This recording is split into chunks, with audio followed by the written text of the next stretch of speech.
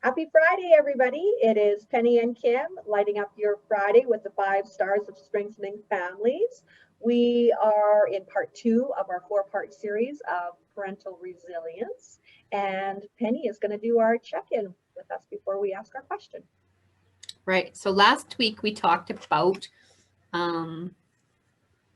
how you find it difficult or different parenting teens versus younger children, and how they test your resilience as teens. And we asked you to look at your parenting styles a little bit. So we talked about the brick wall, the permissive parent, and the backbone, and that we're all those different kinds of parenting styles all the time. And our goal would be to be the backbone, where we're structured but flexible. And we asked you to just notice your style and notice if you were falling into one of those categories more than the other, and if that was affecting how you were dealing with your teen. So maybe as a child, the brick wall approach really worked, but as they grow into teenhood, that's maybe causing more conflict. So yeah, we were just asking you to take a look and notice, and also to notice when you were being the backbone, because everybody is sometimes. Yeah, so hopefully you had some time to have a look and had some insight from that. Our question for today is involving co-parenting. So, and this is an extremely common area for parents to struggle with. How do you deal with the ideas and opinions of your teen's co-parent when they are different from your own? So, this happens from birth to the time they leave home, and probably till you die, because we all are very different personalities, and we just have different ways of dealing with things. Sometimes that's based on our own upbringing, our gender, our own personalities, temperaments. There's just all these factors, right? So how do we respectfully, hopefully, or not? I guess that's not the question. Kim, how do we deal with these differences? Well, I think first of all is acknowledging that can be very difficult, especially if our upbringing is quite different and our beliefs are quite different. So I think you hit the nail right on the head when you said respect, because I think that's exactly what we have to keep at the forefront of our mind if we can, when a difference of opinion happens. Validating. I think if we could think of how would we do it with another a girlfriend or another person or a coworker, we would probably have the respect right there, right up there at the forefront, and we'd be like, interesting, interesting thought. How, would you ever consider this idea? Or, we might be a little bit more softer in our approach, right?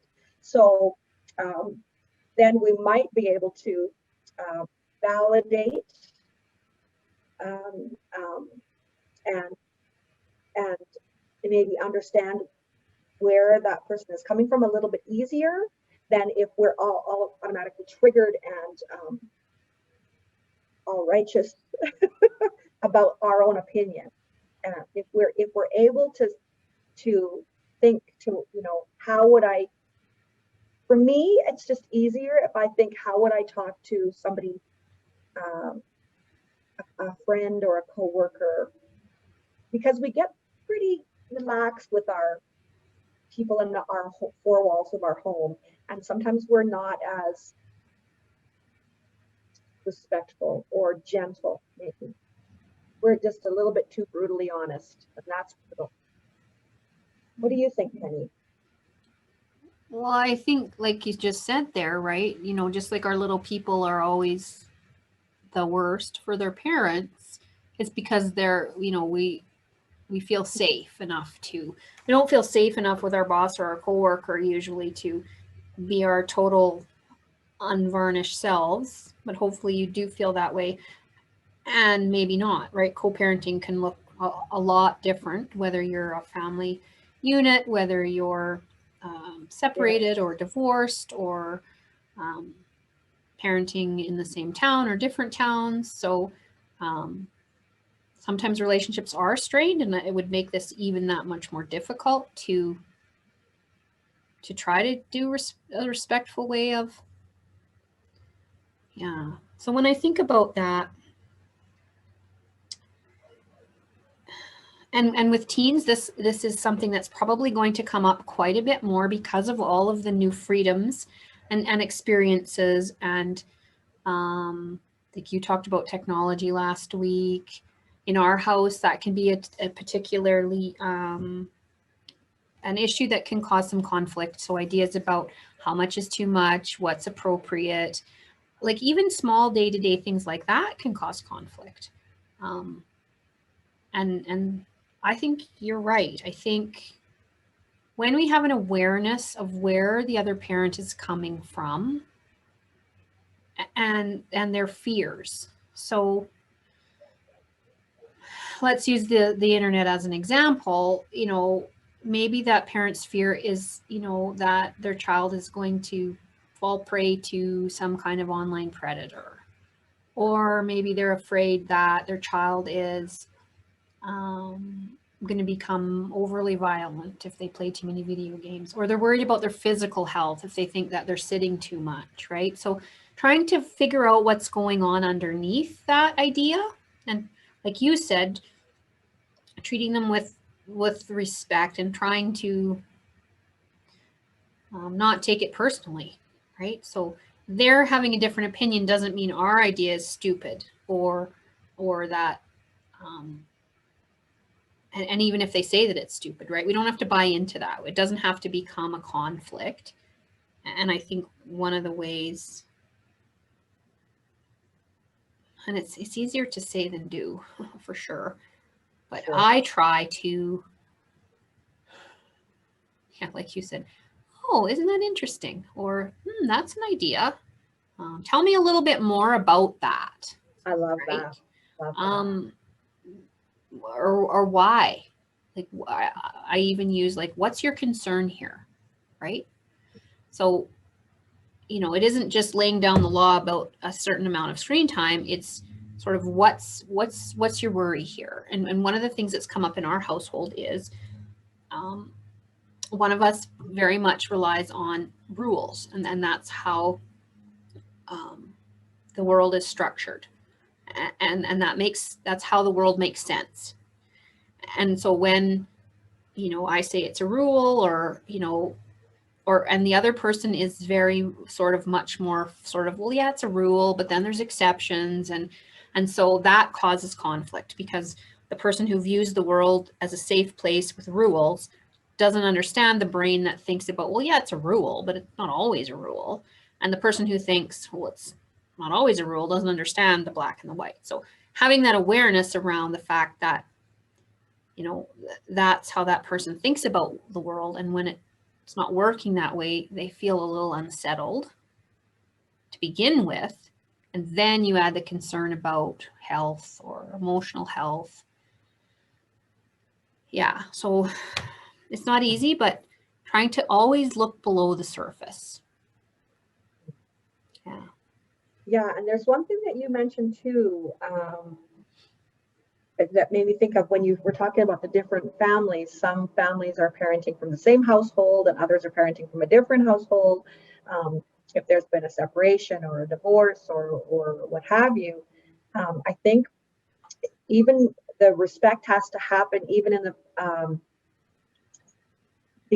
being careful what you say to your child when that other parent isn't present.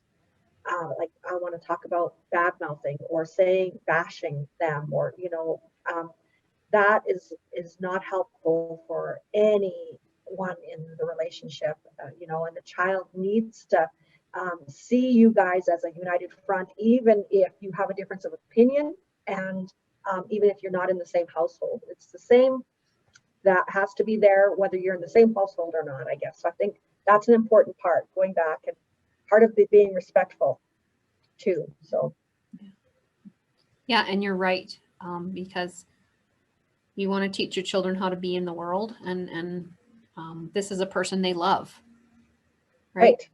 So you got to find someone else to unload on, you know, because you do Yes. need to get those feelings and frustrations out. It just needs to be with someone other than those little people that love this other person, right? Or those teenagers. Or those teenagers, medium-sized people. Yeah. But and there is a tendency to, you know, as your teenager grows, you're talking with them more and more, you're confiding with them more and more. And so there's a tendency to do that. And I think we really have to be careful that we don't fall into that. And if you do, then you have to be able to say, I'm sorry, I was out of line, I shouldn't have said that. You know, and kind of own up to it. Totally. For And me, this whole conversation is about respect. That's the thread that I keep seeing that keeps coming up for me. Sorry, Penny. It's okay. I'm going to bring a little triple P into this because I really think that this is a really crucial part of co-parenting, whether you're parenting in the same household or not, is planning. So planning for high-risk situations, making a plan about something as simple as screen time. Yeah. Here's the rules. Here's the exceptions to the rules. Here's how many times those exceptions are going to happen, like literally. Or here's how we're doing meal times. You know, is there any way meal times can look the same? No? Okay. Well, what can we plan? You know, can we plan the transition times so that those look the same, because that makes it easier? Can we plan ahead and talk about, okay, and maybe you can't talk things through, and maybe that's not possible. And you know, you work with what you have. And in that case, I think it's best, like you said, just to remember to speak respectfully about the other co-parent. And we talk about this in our house all the time. That's how that family deals with this. This is what that family thinks about things. That mom thinks this about screen time. We think this about screen time, and that's okay. Yeah. Your dad or your mom can think that it's okay that you eat dinner in front of the TV, and when we're here, we eat dinner at the table. And it's okay that we're different, right? That idea that one doesn't, I mean, you know, within bounds of safety and all those things.